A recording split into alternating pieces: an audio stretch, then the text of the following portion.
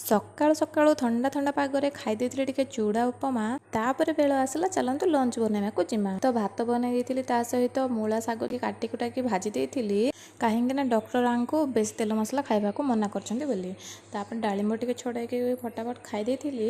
ସ୍ୱାମୀଙ୍କୁ ଖାଲି ଭାତ ଡାଲି ମୂଳା ଶାଗ ସହିତ ଆଚାର ଟିକେ ବାଡ଼ି ଦେଇଥିଲି, କାହିଁକି ନା ସେ ଚୁଡ଼ା ଉପମା ଖାଆନ୍ତିନି, ମନା କଲେ ଚୁଡ଼ା ଉପମା ମୁଁ ଖାଇବିନି ବୋଲି। ଏବେ ଟାଇମ୍ ଆସିଲା ଲଞ୍ଚ କରିବାର। ମୋ ପାଇଁ ଆଳୁ ମୂଳାକୁ ଭାଜି ଦେଇଥିଲି ଟିକେ ଭଲସେ ମସଲା ଦେଇକି, କାହିଁକି ନା ମୋତେ ଏତେ ପସନ୍ଦ ନୁହଁ ଖାଲି ସାଧା ସାଧା ଖାଇବାର।